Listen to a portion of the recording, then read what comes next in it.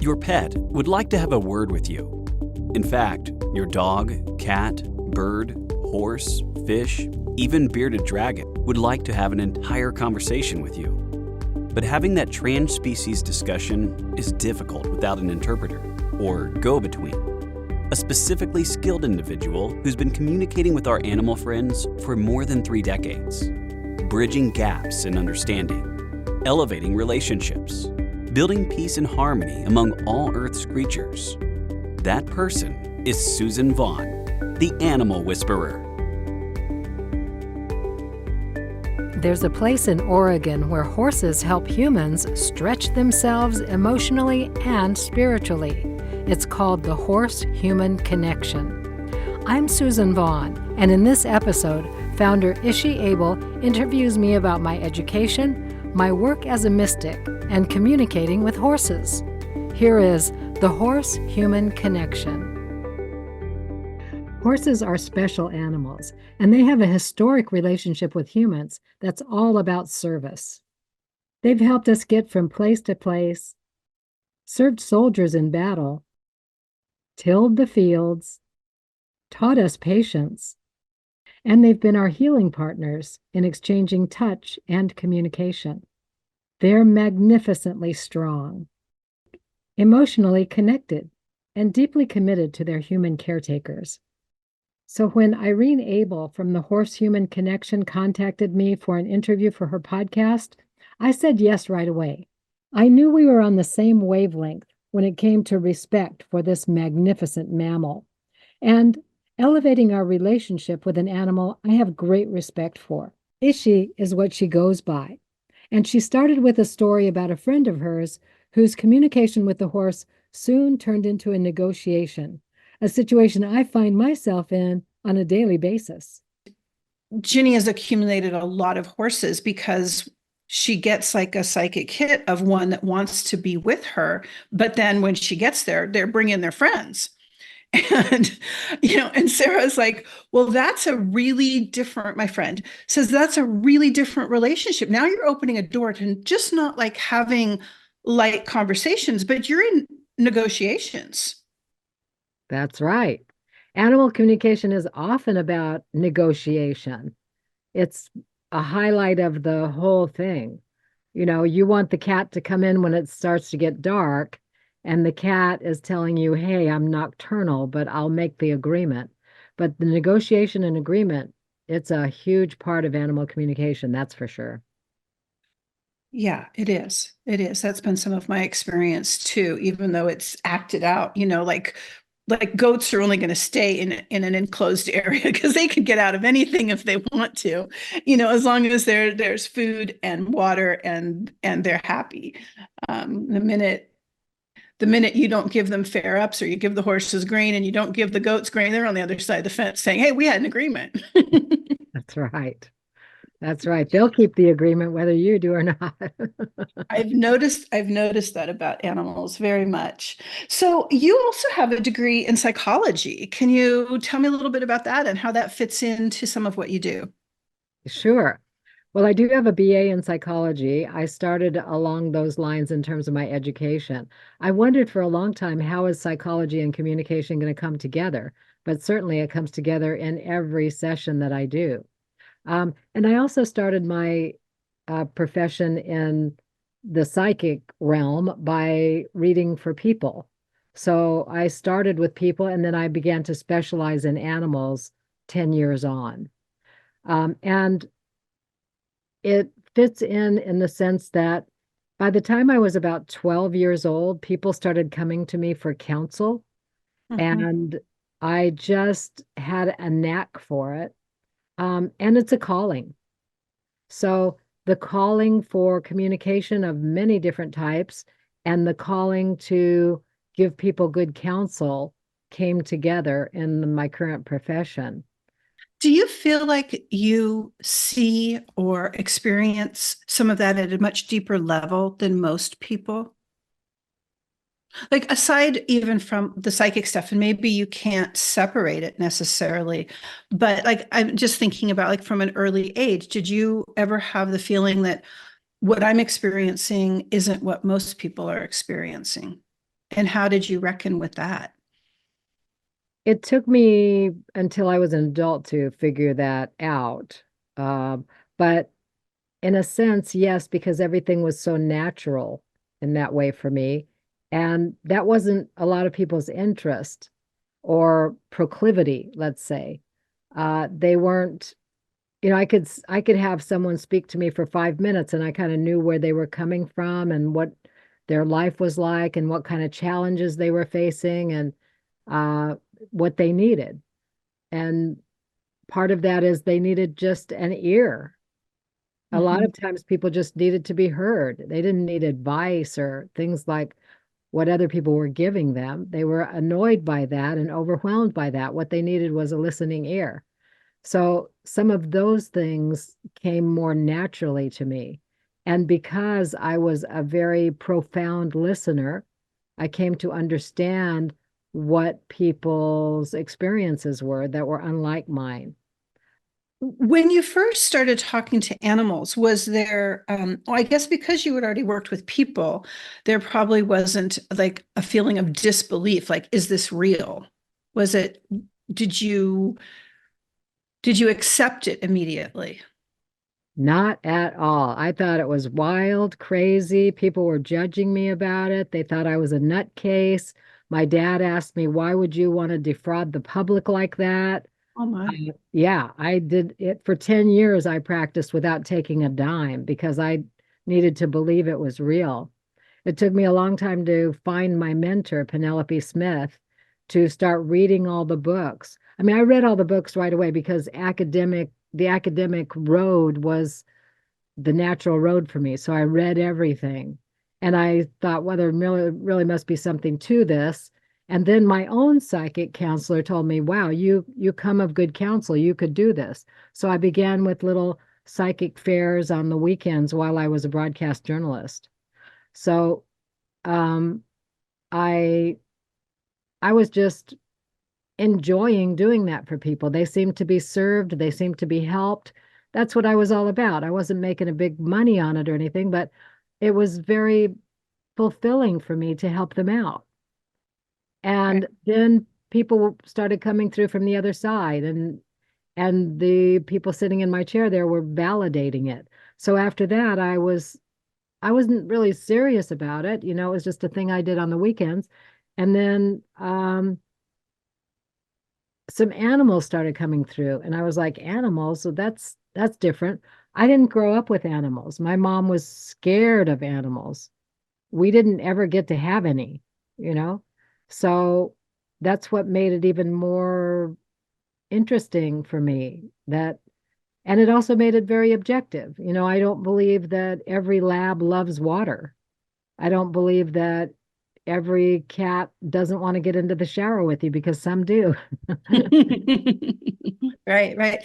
Can I ask you a little bit about guides? I recently came across something I was reading, I'm not even sure where, or maybe I was listening to it, and it talked about guides not always being ethical, like that there are maybe entities out there that are guides with their own agendas and not just there to help. Do you have any comments, experiences with that type of thing?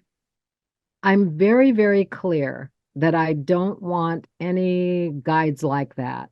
And I believe the clarity of my intention guides that experience for me. I say soul level guides for the highest good of all concerned only. And I believe that because my intention is clear, that's all I get. Now, I do believe that there are guides who are here to guide you in the sense of, um, like, let's say you need a lesson in discrimination. You might get an animal communicator to work with you that's not real, that's not good, and that's telling you not all animal communicators are the same. In my experience, to be a good psychic counselor, or animal communicator, you have to have handled your own psychological stuff. You have to have been self-examined. You have to, in some ways, um, have gone through some difficult things and resolved those things, maybe have had counseling yourself. So I feel like if you don't do your own personal psychological work, you're not going to be good at this. You're not going to have a clear lens to look through. It's going to be colored by your experiences. In animal communication, as in any counseling profession, it's important to be clear in order to see and feel the issue of the people and animals seeking insights. Ishe believes that just by being in the proximity of horses, our mental health is improved through the animal's energetic field. There's an emotional regulation that happens when we're with horses, and in a way, it feels a little bit like entering their culture, which is much slower than ours, much more present. Yes, that's a very good point because animals are very present and they're often being instead of doing. So when the chatter of how people are come in and they say, well, what are these chickens saying? What are these roosters saying? Well, they're just being. They're just being here with us. They're not having major conversations or huge paragraphs of things. They're just being together and they're just being with us. So if we want to know something, we have to ask them a question. And then they're like, oh, hey there, you talking to me? I mean, they're supposed to be being. And they're very good at being. And at the end of life, they often say, there are people like, what can I do for them? Can I take them to the beach? Can I do? They're like, no, just sit with me on the grass. Just be with me. Don't do with me now. Just be with me. And this is very hard for people to, first of all, accept that they don't want to see the world in their last few moments. I guess that's right. Right. Check everything off the bucket list quick. I Right. don't know if that's like where people come from, but it's sometimes a foreign idea for them. And yet, to me, the basis of spirituality is just being and being present. That's right. And they really are so much more advanced at that than humans. They really are. Now I have the utmost respect for them to be able to do that. Not to mention, I mean, because I mentioned that I didn't really grow up with animals, the most amazing thing to me when I first began was how incredible they are. I just didn't have a real sense of how incredible they really are, how benevolent, how forgiving, how willing to learn, how willing to participate with us, how willing to cooperate. And to me, it's amazing that they get anything we want them to do, or because our minds are so scattered oftentimes. People think, oh, it's so relaxing to go to the barn and see my horse. That's how I decompress from work. And the minute they walk through the barn doors where they've stalled their horse, they begin to relax like a Pavlovian effect. But Wow. my theory is actually what's happened is as they come to see their horse and they're tense from work or their day or emotional, that spending time with the horse has helped them to regulate. And so now, so often that now all they have to do is to walk into the barn and they fall into that space. But that's my opinion, my theory. I agree, because I once had this little miniature horse friend, and just to go out and brush him was such a relaxing experience. And we didn't have a lot of major conversation. He was just there eating stuff and hanging around while I groomed him. And it was like, oh, wow, that was really nice. It is. It is completely relaxing. And sometimes that's all it takes is a grooming session. And it's so helpful to people. Absolutely. Yeah, definitely. They help us in unseen ways, don't they? They do. They Yeah. do so much. So I wanted to ask you a little bit. This may be something you're not terribly familiar with, but I have recently discovered that I'm on the autism spectrum. And so I have all of these questions about, because now I know my brain works differently than a lot of people's, but there's a lot of people that are discovering that they are A neurodivergent. lot. Oh my gosh. It's like a trendy thing. Yeah. And a lot of people I talk to are saying, well, yeah, me too, Yes. But I have curiosity about psychic abilities and how our brains work and animal communication. And and what's available, because I have a sense that my experience of the world, I mean, I knew I was sensitive for a long time, like being in nature, like just the beauty is so striking, it will take me to a different zone. Listening to music or looking at art, or even a harsh comment from someone probably lands 10 times stronger on me than it does on other people. So I'm constantly trying to negotiate that. And obviously that makes me more sensitive to animals. Do you have any experience, opinion, even thoughts, as we're talking, if you hadn't thought about it before, about autism and ESP and kind of a deeper connection? Well, for one thing, it seems that people on the spectrum are more able to have a deeper sensitivity in terms of a communication coming through. I don't know if you're familiar with Temple Grandin's work.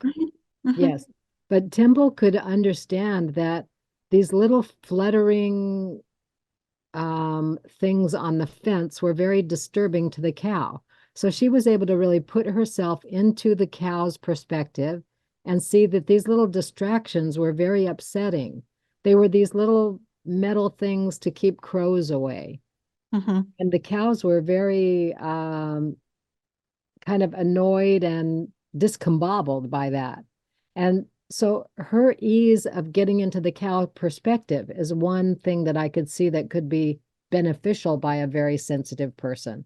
And I'm sure autism is the same as the highly sensitive person that we used to say. Some Mm-hmm. people are highly sensitive people.